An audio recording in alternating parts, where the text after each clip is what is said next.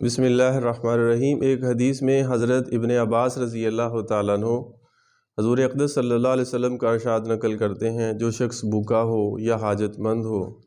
اور وہ لوگوں سے اپنی حاجت کو چھپاتا ہے، بھوکا بھی ہے، حاجت مند بھی ہے، لیکن وہ اپنی حاجت لوگوں کو نہیں بتاتا، تو اللہ تعالیٰ شانہ پر یہ حق ہے کہ اس کو 1 سال کی حلال روزی یعنی حلال مال عطا فرماتے ہیں۔ کیا کرنے پر؟ کہ وہ حاجت مند بھی ہے، ضرورت بھی ہے، لیکن اس حاجت کو وہ نہ چھپاتا ہے، لوگوں کو نہیں بتاتا، صرف اس کا اور اللہ کا معاملہ ہے، تو وہ کہتے ہیں کہ یہ حق ہے کہ اس کو 1 سال کی روزی حلال مال سے عطا فرمائے گا، کیونکہ یہ حدیث سے ثابت ہے۔ ایک اور حدیث میں ہے کہ جو شخص بھوکا ہو یا محتاج ہو اور لوگوں سے اس کو چھپائے حق تعالی اور اللہ تعالیٰ سے مانگے، تو اللہ تعالیٰ شانہ 1 سال کے لیے حلال روزی کا دروازہ اس پر کھول دیتے ہیں۔ ایک اور حدیث میں حضور صلی اللہ علیہ وسلم کا ارشاد وارد ہوا ہے، جو شخص اللہ تعالیٰ سے غنا طلب کرتا ہے اللہ تعالیٰ اس کو غنا عطا فرماتے ہیں، اور جو شخص اللہ تعالیٰ سے عفت مانگتا ہے اللہ تعالیٰ اس کو عفت عطا فرماتے ہیں، اور اوپر کا ہاتھ بہتر ہے نیچے والے ہاتھ سے، اور کوئی شخص ایسا نہیں جو سوال کا دروازہ کھولے مگر حق تعالیٰ شانہ اس پر فقر کا دروازہ کھول دیتے ہیں۔ یعنی اس میں 2 باتیں ہیں، اگر اللہ سے مانگتا ہے تو اللہ انتظام ایسا کرتا ہے،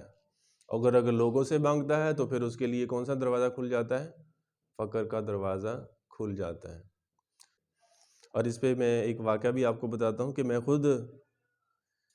ایسے شخص کو جانتا ہوں کہ جس کے پاس نا، یہ چند سال پہلے کی بات ہے، یہ پھر بعد میں پتہ چلا اس کے پاس اتنا بھی نہیں تھا کہ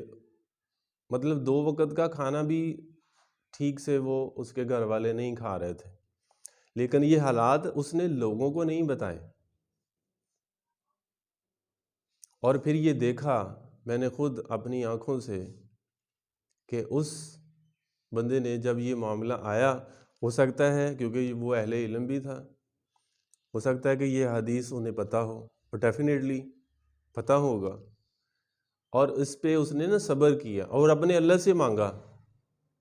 اور یہ چند سال پہلے کی بات ہے، لیکن وہ ثابت قدم رہا، اور آج اللہ نے اس کو اتنا دے دیا ہے۔ لیکن میں سمجھتا ہوں کہ شاید یہ اسی کی اس قربانی کی وجہ سے ہی ہے، حالانکہ لوگ اس کے بارے میں بھی یہ باتیں کر رہے تھے کہ ہمیں پتہ ہی نہیں تھا، اور افسوس کر رہے تھے کہ کاش یہ ہم نے اس کی خبر کیوں نہیں رکھی، اور آج ماشاءاللہ کتنی فراوانی ہے۔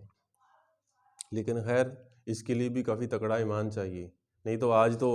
1 وقت نہ ملے یا 1 وقت کی ضرورت پوری نہ ہو تو کیسے جو ہے نا وہ تماشا لگ جاتا ہے، کیسے ہلا گلا ہوتا ہے۔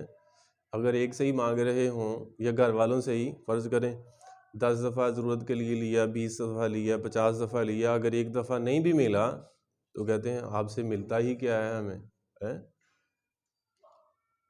تو وہ پھر سارے کے اوپر نا ایک ہی وقت میں پانی ڈال دیتے ہیں۔ تو اس لیے نا ہمیں قرآن اور حدیث کے اوپر جو ہے نا وہ عمل کرنا چاہیے، لیکن عمل بھی وہی کرے گا جس کے اندر ایمان ہوگا، جس کے اندر جو ہے نا وہ ایمانی طاقت ہوگی۔ اور ایمان کیسے بنے گا؟ نیکی کی بات سننے سے، نیک کام کرنے سے، اور اچھی باتیں سننے سے، اپنے کانوں کو کہتے ہیں، اپنی آنکھوں کو، اور اپنے دماغ کا اور اپنی زبان کا، یہ 4 چیزوں کا استعمال اگر ٹھیک ہو تو دل نورانی بنتا ہے۔ جب دل نورانی بنے گا تو ایمان ترقی کرے گا، جب ایمان ترقی کرے گا تو پھر عمل کرنے کا، آگے نیکی کی طرف بڑھنے کا، اگر صبر راستے کے اندر اگر کوئی رکاوٹ آتی ہے، کوئی پریشانی آتی ہے، کوئی تکلیف آتی ہے تو پھر اس پہ صبر بھی کرے گا اور اس پہ برداشت بھی کرے گا، کیونکہ اگر اسے پتہ ہوگا کہ اگر میں صبر کروں گا تو صبر کرنے سے کیا ہوگا، ان اللہ مع الصابرین، اللہ صبر کرنے والوں کے ساتھ ہے۔ تو اللہ سے دعا ہے کہ اللہ تبارک و تعالی ہمیں احادیث مبارکہ کو سمجھ کر اس کے اوپر عمل کرنے کی توفیق نصیب فرمائے، آمین۔